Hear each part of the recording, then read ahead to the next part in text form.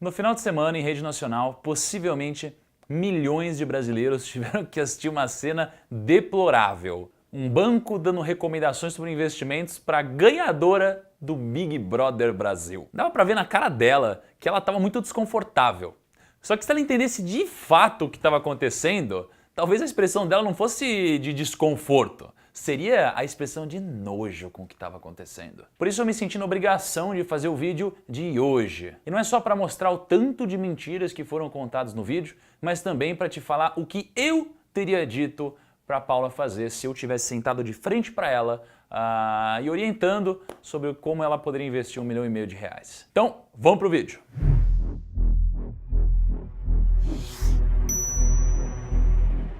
Antes de eu explicar exatamente o que eu teria dito para Paula, vamos primeiro desmentir o que a Juliana Santos, assessora de investimentos do Santander, falou. E nada contra a Juliana Santos, ela possivelmente é uma pessoa do bem, uma pessoa gente boa, só que ela estava sendo guiada pelos interesses do banco. Então, assim, nada contra a Juliana, apenas contra o que ela disse, tá bom? No começo ela foi até bem.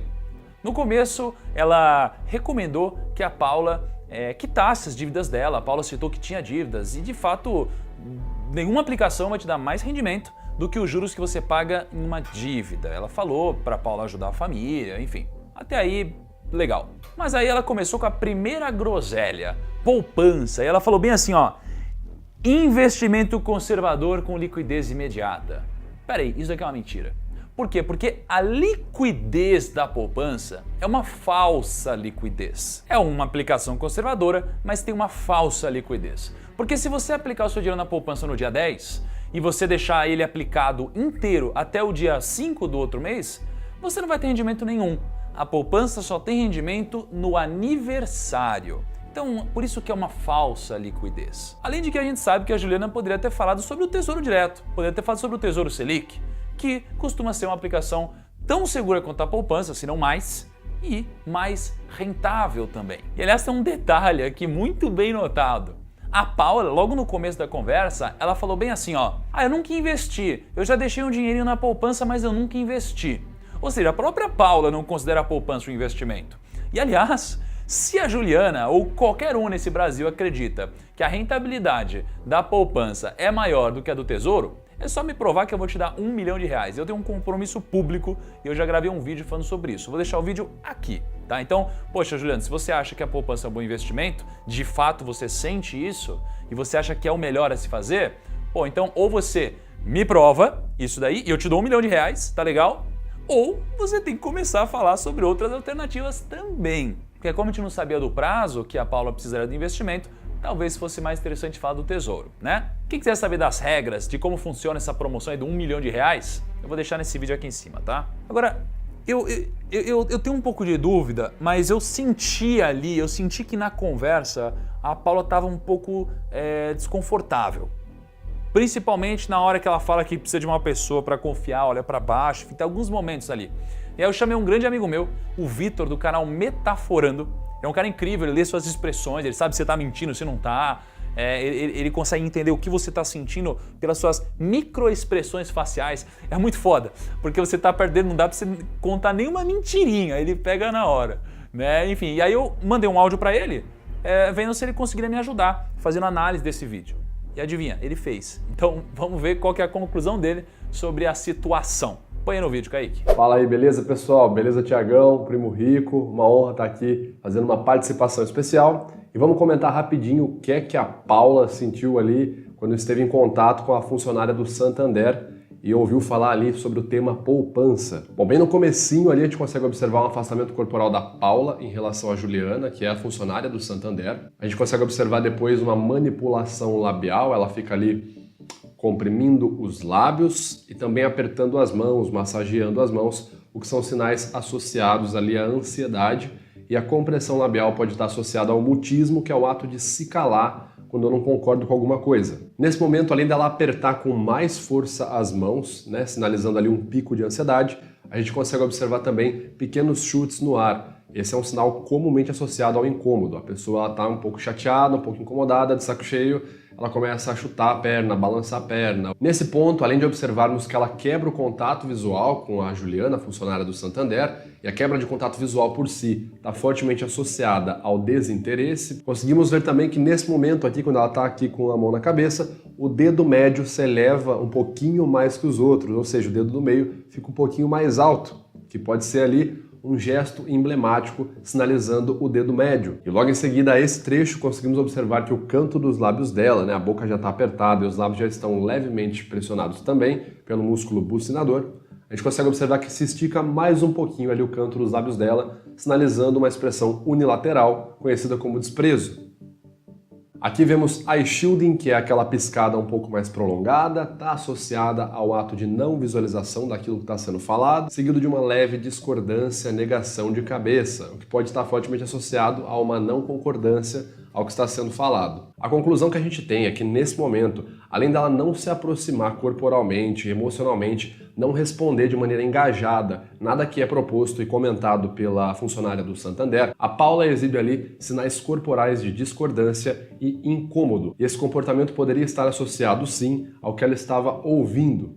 Ou seja, a gente não observa uma linguagem corporal cooperativa em relação ao que está sendo falado e discutido. Mas aí tá bom, aí passou poupança, aí ela foi para a segunda groselha. Ela falou de previdência privada. Ela falou assim, falou que a Paula precisava garantir o futuro e falou de previdências que você consegue investir a partir de R$30. Isso é uma mentira, e a mentira é por dois motivos. Primeiro porque ela esqueceu de citar que nas previdências aqui do Santander, você poderia até aplicar mensalmente R$30, mas você precisaria fazer uma aplicação inicial de um valor muito maior, de um valor de R$10 mil até R$30 mil. Outro ponto é que ela esqueceu de mencionar que quando a aplicação tem um mínimo tão baixo, ela não costuma valer a pena, geralmente é uma aplicação muito ruim. E aí eu resolvi entrar no site do Santander para puxar essas aplicações com esses mínimos que a Juliana recomendou. Então, vamos lá. E, aliás, eu vou fazer um disclaimer aqui. Talvez se você fosse lá falar com a gerente, ela fizesse uma condição diferente para você. Mas o que está no site é isso que eu vou te falar. Ó, separei 3 fundos de previdência. Um deles é Santander Prev Sabiá Multimercado FICFI. 2% de taxa de administração. Em 2018 rendeu 76% do CDI. Em 2019 rendeu 69% do CDI. Rendeu pouco em 2018 e rendeu menos ainda em 2019. Ou seja, esse fundo rendeu menos que a poupança e menos que a inflação, mesmo se a gente tirar a menor alíquota do imposto de renda. Aí você tem o Santander FICFI Prev Fix Investe Renda Fixa Crédito Privado. 3,2% de taxa de administração, rendeu em 2018 60% do CDI e rendeu em 2019 60% do CDI. Rendeu menos que a poupança, que a inflação e do que esse fundo que eu acabei de mencionar anteriormente. Aí você tem o terceiro fundo, Santander FICFI Prev Fix Superior Renda Fixa Crédito Privado. Eu gosto muito desses nomes que os bancos colocam aqui, é Premium, Gold, Platinum, sabe, VIP. Puta, pra quê? A taxa de administração 2%, rendimento 2018 74% do CDI, rendimento 2019 74% do CDI, ou seja, menos que a poupança, menos que a inflação. E eu falo isso daqui já deixar bem claro que tudo isso daqui rendeu menos que o Tesouro. E o Tesouro que não é nem a melhor aplicação do Brasil, é apenas a mais segura, então a gente usa ela sempre como benchmark de qualquer outra aplicação que a gente for fazer. Ou seja, ela é referência. Se ela é a aplicação mais segura do Brasil, então a gente sempre usa ela como referência. Pô, para eu correr um pouco mais de risco, eu preciso ganhar muito mais. Agora, correr mais risco e ganhar menos? Peraí, tem alguma coisa muito errada aí. Será que é a taxa que tá ficando pro banco? Aí, vem a terceira groselha que a assessora financeira conta para Paula. Ela fala dos fundos de investimentos que são acessíveis a partir de R$100 ali para Paula começar a investir, pensar no futuro dela com a possibilidade de ganhar mais dinheiro. Isso é uma mentira, pelos dois mesmos motivos da Previdência. Primeiro, porque você não vai conseguir investir com R$100 nesses fundos. E segundo, porque eu te fiz um favor de levantar no site do Santander essas opções disponíveis para você. Então vamos lá. Santander FICFI Extra, renda fixa referenciado DI. É um fundo de investimento, R$100 por mês. Taxa de administração. Qual foi a maior taxa de administração que vocês já viram aí? 4%. 4%? Esse daqui bateu o recorde, Kaique. A taxa de administração desse daqui é 4,2%. 2%. Caralho! 4,2% ao ano. Cara, aliás, eu nem te pesquisei isso daqui, mas Kaique, bota na tela agora o número de cotistas desse fundo, só pra gente ter uma noção. Então, assim, 4,2% de taxa de administração num fundo DI, um fundo conservador. Rentabilidade 2018. 45% do CDI. O Hugo, que me ajudou a levantar as contas, ele até colocou aqui um kkkk, deu risada no roteiro aqui. Aí 2019, 45% do CDI. Cara, isso aqui é ridiculamente abaixo de qualquer coisa que você puder encontrar. Abaixo de poupança, abaixo de inflação, abaixo, cara, de tudo que você viu aqui nos fundos. Investir embaixo do colchão tá melhor que esse fundo. Tá quase melhor que esse fundo deixar a grana parada no colchão. Você passa menos vergonha, pelo menos. Agora, para onde será que vai esses 4,2%, hein? Não sei. Tô tentando descobrir. Segundo fundo, Santander FICFI Renda Fixa Simples. Simples. O nome dele é Simples. É só 2,2% de administração.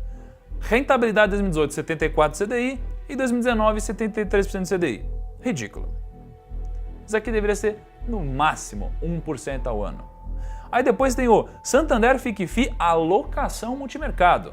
Porra, multimercado. O mercado foi muito bem nos últimos tempos. Ações subiram. Tudo deu certo, né? Todo mundo ganhou dinheiro nos últimos tempos. Então, teoricamente, teria que ter dado mais que CDI. Será que isso aconteceu? Taxa de administração, 3% ao ano. Putz. Rentabilidade, 80% de CDI em 2018, 81% de CDI em 2019. Não bateu o que deveria ter batido. Aí você tem outro fundo de ações. Veja só. Santander, FICFI, Ibovespa Ativo Ações. Aliás, deixa eu abrir quanto rendeu a minha carteira de ações aqui nos últimos tempos. Ó, a minha carteira, que eu sempre compartilho no Rumo ao Bilhão, rendeu 62,74% nos últimos tempos. Foram os últimos 14 meses, né? Não foi o mesmo período daqui, mas foi com certeza infinitamente maior. Tá? Então, se a gente for olhar para esse fundo, 2,6% de administração, em 2018, 45% do CDI. Olha só, eu estou comprando com o CDI, não estou nem comprando com o Ibovespa, que perdeu feio. Em 2019, 51% do CDI. Ou seja, a conclusão é que, como falaram no programa, né, o banco eleito o melhor banco do Brasil para se investir, deu uma aula de como queimar dinheiro investindo em rede nacional. Primos, antes de eu falar aqui o que eu gostaria de ter falado para a Paula, vamos fazer um negócio aqui. Vocês concordam comigo que a Paula precisa de uma ajuda de verdade para investir? Uma ajuda de verdade? Então, vou lançar um movimento aqui. Vai todo mundo no Instagram da Paula, na última foto dela, manda DM para ela, faz tudo o que vocês quiserem e manda hashtag recebe o primo. Da última vez que a gente fez isso lá com o Fleury, eles abriram as portas pra gente. Então vai todo mundo, quando terminar esse vídeo, lá no Instagram da Paula e bota hashtag recebe o primo. Kaique, bota na tela aí o Instagram da Paula para ver se ela nos nota, certo? Porque eu já mandei mensagem para ela e acho que ela não viu. Mas eu acho que ela precisa de ajuda para investir o dinheiro dela. E se quiser tirar uma onda aí, primoso, manda um hashtag chora Santander aí também, tá? Aí fica com você, seu critério, primos. O que eu falaria pra Paula? O que eu falaria? Eu falaria que o primeiro passo é mental. Por que o primeiro passo é mental? Porque hoje eu, Thiago, eu ganho muito dinheiro, eu tenho muito dinheiro. Só que eu tenho um grande segredo para que eu nunca passe do ponto. O segredo é, eu nunca posso esquecer de onde eu vim. Eu nunca posso esquecer de onde eu vim e de quando eu não tinha dinheiro. E esse é o principal insight para Paula. Porque o grande segredo não é você ganhar mais dinheiro. E ganhei 1,5 milhão de reais e 3 carros. Cara, isso daqui é muito dinheiro. Só que inúmeras pessoas já quebraram ganhando muito mais. Pega o Johnny Depp aí, que gastou 2 milhões de dólares por mês e quebrou. O Mike Tyson quebrou em 2008. E não só isso. O Bam Bam Bam, do BBB1, ele ganhou 500 mil, Se fosse atualizar pela inflação, ele teria que ter 1,4 milhão. Em 2011, ele chegou a falar que tinha 5 milhões de patrimônio.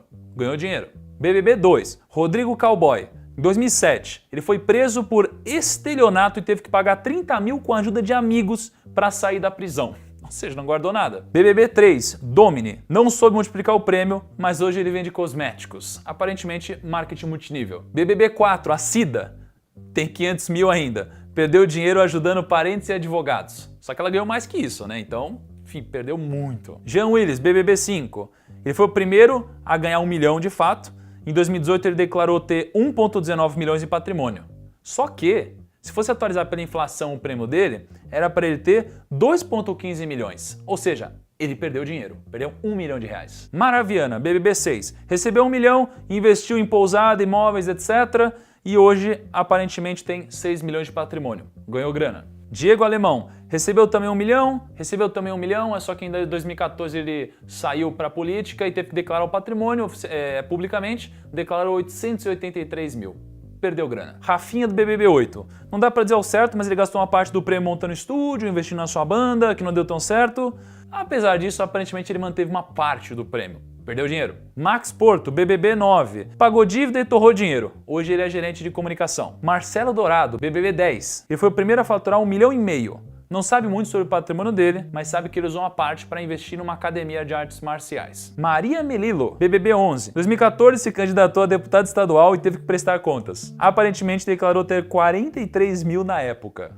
Perdeu dinheiro. Fael Cordeiro, BBB 12. Investiu em fazendas e se deu bem. Em 2015, disse que a terra já valia 3 vezes mais. Disse, né? Fernanda Keula, BBB 13. Ganhou dinheiro, mas o pai administrava. Só que não dá pra saber direito se ela tem patrimônio, mas ela tem 2 milhões de seguidores no Insta, então deve fazer um monte de publi aí. Vanessa Mesquita, BBB 14. Investiu numa clínica veterinária e aparentemente tem uma renda. Tem uma parte ali que a assessora fala pra Paula que tudo bem ela ajudar a família e tal, e na verdade mais ou menos tudo bem. Eu acho que deveria ter um limite para isso, um limite de 20% do que você ganhou.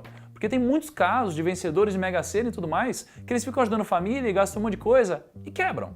Porque não é que a família quer o seu mal, é que a família não sabe gerenciar dinheiro também e muitas vezes nem você. Então você vai fazer esse tipo de coisa, perde dinheiro. Por que eu falei tudo isso? Porque o primeiro passo, a primeira recomendação para Paula é que o grande segredo não é o quanto você ganha, é o quanto você gasta. Sacou? Isso aqui precisa refletir sobre esse ponto. Depois eu iria para o passo de imprevistos. Poxa, os imprevistos, será que são de fato imprevistos? Não, eles são previstos. Alguém duvida que você vai ter algum problema inesperado, que vai ter, sei lá, uma batida de carro, que você vai ter que ajudar algum parente, vai ter que, sei lá, ir para o hospital, eventualmente comprar um remédio. Isso daqui vai acontecer, é natural. Então o imprevisto ele é previsto. Então monta a sua reserva de emergência de 3 a 12 vezes o seu custo mensal em aplicações conservadoras que você possa resgatar a qualquer momento. Por favor, não use a poupança. Inclusive, você pode usar uma série de fundos disponíveis no mercado. Eu particularmente uso 2 fundos como reserva de emergência. Ó, Kaique, bota na tela o LUT e compara aí com poupança e CDI, só para o pessoal ter uma noção. Então eu uso esse fundo aí como reserva de emergência. Aí, por favor, se você for deixar seu dinheiro como reserva, não deixa na poupança. Deixa em algo semelhante a isso. Eu uso a corretora Rico. Tá? Tem link na descrição para abrir conta, é gratuito se você quiser. Agora, ela falou que ganhou 3 carros.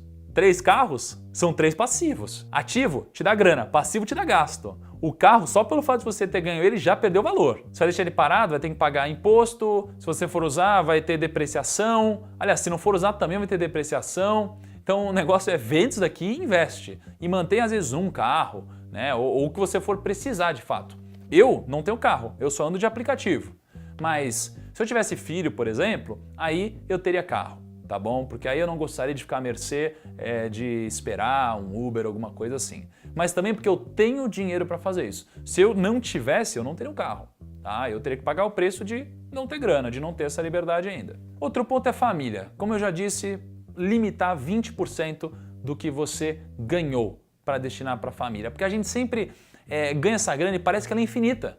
E a gente acha que a gente pode fazer tudo. Ajudar todos os familiares, quitar todas as dívidas, viajar, proporcionar uma super experiência para todo mundo. Mas não é bem assim. O dinheiro pode acabar mais rápido do que a gente imagina. A gente sempre cria uma desculpa para nós de que o longo prazo nunca vai chegar, não é? Ah não, mas eu preciso usar esse dinheiro aqui, isso eu não sei nem se eu vou ver um ano, quem dirá 10, 20, 30 anos. E o que eu te digo é, o futuro vai chegar. Estatisticamente ele vai chegar. E você precisa se preparar para esse momento. Só 1% da população se aposenta com a mesma qualidade de vida. Então você precisa aplicar sua grana para que ela trabalhe para você, enquanto você não está trabalhando por ela, certo? E antes de pensar exatamente no que fazer com a sua grana para o futuro, você tem que se preocupar com a sua imagem agora. Ela é o seu maior ativo. Ela vale muito mais do que esse 1,5 milhão que você ganhou. Eu conheço várias pessoas famosas, conheço vários participantes do Big Brother, conheço muitas pessoas que trabalham com imagem. E esse 1,5 milhão, você vai fazer ele rapidinho, se você trabalhar bem a sua imagem. O que você não pode fazer é ter o foco certo no lugar errado. Se você tiver o foco certo no lugar errado, você vai trazer mídia negativa, você vai fazer um monte de cagada. Então, esteja bem assessorada, foque em fazer o bem e pense no longo prazo, não pense no curto prazo. Não saia fazendo um monte de publi por aí. Porque essa grana, por mais que ela seja sexy, né? Você queira essa grana agora, pense no longo prazo. Sempre pense no longo prazo, pense de forma perene e de forma escalável. Você tem imagem a zelar, tá? Mantenha isso e melhore o seu brand. Agora, falando de investimento no longo prazo, poxa, já que o Santander estava falando de aplicações com baixo valor, né? Obviamente, você vai ter que respeitar o seu perfil, eu não sei qual é o seu perfil. Você poderia investir a partir de R$100, até um pouco menos, em ações, e você poderia também investir em fundos imobiliários, tá? Obviamente, você precisa entender o que você está fazendo.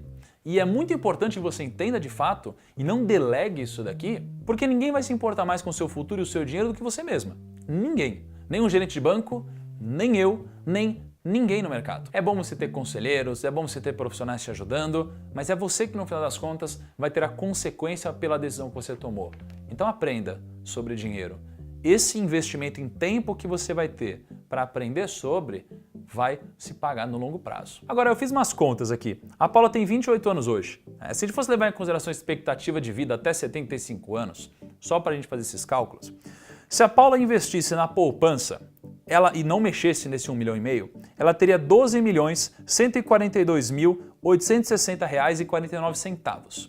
Se ela investisse no Tesouro Selic, ela teria R$ 17.898.890,21. Ou seja, eu estou falando de 47% a mais aqui. E eu estou falando da aplicação mais conservadora do Brasil. Não estou nem falando de outras aplicações que renderiam potencialmente muito mais que o Tesouro. Ó, se a Paula quisesse viver de renda hoje, recebendo o prêmio da poupança, ela receberia R$ 5.572,23 por mês.